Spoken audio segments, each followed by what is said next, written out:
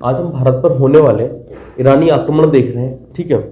जहां एक ओर मगध के राजा अपने राज्य विस्तार कर रहे थे, वहीं दूसरी ओर भारत पर विदेशी आक्रमण होना प्रारंभ हो गए थे, ठीक है।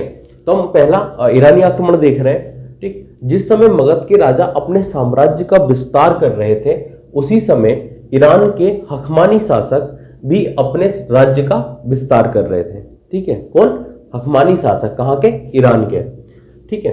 भारत पर आक्रमण करने में प्रथम सफलता दारा प्रथम, जिसे दारावहु भी कहा जाता है, को प्राप्त हुई थी, जो साइरस का उत्तराधिकारी था। कौन था ये? ईरान के राजा साइरस का उत्तराधिकारी था, जिसका नाम क्या था? दारा प्रथम या दारावहु। इसने पहली बार भारत पर आक्रमण करके विजय प्राप्त की थी, ठीक है। उसने पंजाब, सिंधु नदी के पश्चिम के क्षेत्रों और सिंध के कुछ क्षेत्रों को जीतकर अपने साम्राज्य में मिला लिया था। ये क्षेत्र फारस, जिसे ईरान कहा जाता है, का 20वां प्रांत या क्षत्रपी बन गया था, ठीक। फारस साम्राज्य में कुल मिलाकर उस समय 23 प्रांत थे, मतलब 23 राज्य या फिर 23 क्षत्रपी थे, ठीक है। ईरानी लिपिकार भारत में लेखन का एक विशेष रूप ले आए, जो आगे चलकर खरोष्टी के नाम से प्रसिद्ध हुआ। इस खरोष्टी लिपि के बारे में हमने बहुत कुछ आगे देखने वाले हैं। सम्राट अशोक से रिलेटेड बहुत सारी चीजें हमें देखने को मिलेगी, ठीक है। पश्चिम उत्तर सीमा प्रांत में ईरानी सिक्के मिले हैं, जिससे हमें यह पता चलता है कि ईरान के साथ व्यापार होने का संकेत है ये, ठीक है। कि क्या? कि ईरान के साथ भारत के व्यापारिक संबंध थे। अशोककालीन स्मारक, विशेषकर घंटा के आकार के गुंबद, ठीक है, कुछ हद तक ईरानी प्रतिरूपों पर आधारित है। इससे मतलब भारत पर पहला आक्रमण किसने किया? तो ईरान से किया था। ईरान के राजा किसने? तो दारा प्रथम ने किया था, और उसने भारत पर कुछ क्षेत्रों पर विजय प्राप्त कर ली थी। उसने पंजाब, सिंधु नदी के पश्चिम क्षेत्र और सिंध के कुछ भागों को जीतकर अपने साम्राज्य में मिला लिया था और एक अलग छत्रप बना दिया था, ठीक है। सिकंदर का आक्रमण, ठीक है। सिकंदर के बारे में हम आज देखने वाले हैं। सिकंदर का जन्म 356 ईसा पूर्व में यूनान के राज्य मकदूनिया के शासक फिलिप द्वितीय के घर हुआ था। कहां पर हुआ था?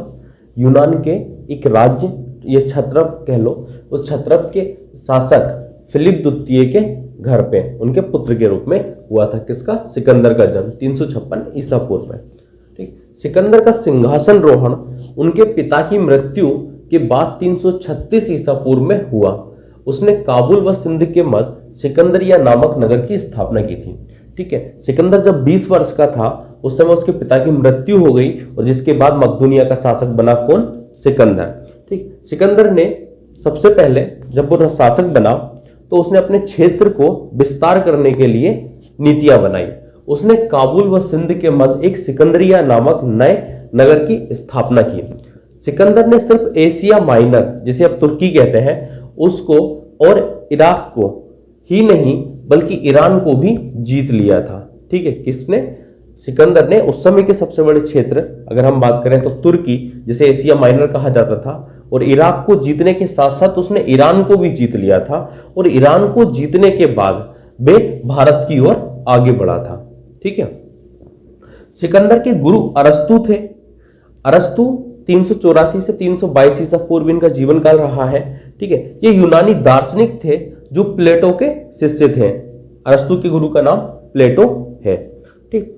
इतिहास के पिता कहे जाने वाले हेरोडोटस और अन्य यूनानी लेखकों ने भारत का वर्णन अपार संपत्ति वाले देश के रूप में किया था। क्या किया था? कि जो यूनान के कुछ लेखक थे या हेरोडोटस हैं, जिन्होंने एक पुस्तक लिखी है, उस पुस्तक में इन्होंने भारत का वर्णन एक सुसमृद्ध देश के रूप में, अपार संपत्ति वाले देश के रूप में किया था। इसी वर्णन को पढ़कर सिकंदर भारत पर आक्रमण करने के लिए प्रेरित हुआ था।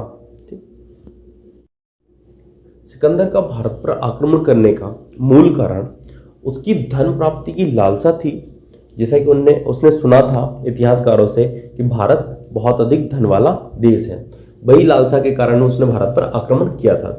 सिकंदर खैबर दर्रे से होकर भारत आया तथा उसने अपना पहला आक्रमण तक्षशिला के राजा आम्भी और तक्षशिला के कुछ क्षेत्र और पंजाब के क्षेत्र राजा पोरस के विरुद्ध किया। तक्षशिला के राजा आम्भी और पोरस सुविख्यात राजा थे, ठीक है, जिनका राज्य झेलम और चिनाब नदी के मध्य पड़ता था। ये दोनों संयुक्त मोर्चा नहीं बना सके और ना ही खेबर दर्रे पर कोई प्रतिरक्षण था। इन दोनों राजाओं ने कोई भी मिलकर साथ में कोई मतलब सेना नहीं रखी थी ऐसी कि जिससे कोई बाहर का व्यक्ति अगर इन पर आक्रमण करे तो ये साथ में मिलकर उसका विरोध कर सकें। यही कारण था कि इन दोनों की पराजय हुई। तक्षशिला के राजा आम्भी ने सिकंदर के सामने समर्पण कर दिया था और झेलम नदी के किनारे पहुंचने पर सिकंदर का पहला और सबसे शक्तिशाली प्रतिरोध राजा पोरस ने किया था। ठीक, इन दोनों के मध्य हाइडेस्पीर जिसे बितस्ता या फिर वर्तमान में झेलम नदी के नाम से जानते हैं का युद्ध हुआ और सिकंदर और पोरस के मध्य इस युद्ध में सिकंदर ने पोरस को पराजित कर दिया।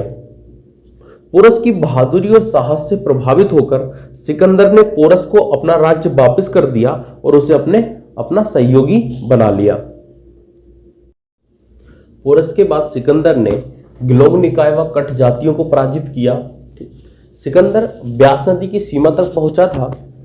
वे पूरब की ओर भी बढ़ना चाहता था परंतु उसकी सेना ने उसका साथ देने से इनकार कर दिया था, क्योंकि उसकी जो सेना थी वो लड़ते लड़ते थक गई थी और बीमारियों से ग्रसित हो चुकी थी। ठीक, साथ में उन्हें यह भी पता था कि गंगा के तट पर एक शक्तिशाली साम्राज्य मगध है जिसकी सेना सिकंदर की सेना से कई अधिक विशाल है। ठीक, जिस कारण से उन्होंने आगे बढ़ने से व युद्ध करने से इनकार कर दिया था। ठीक, यही बहुत अधिक समझाते हुए सिकंदर ने दुख भरे स्वर में कहा था कि मैं उन दिलों में उत्साह भरना चाहता हूं जो निष्ठाहीन और कायरतापूर्ण डर से दबे हुए हैं। इस प्रकार वे राजा जो अपने शत्रुओं से कभी नहीं हारा परंतु अपने ही लोगों से हार मानने पर विवश हो गया।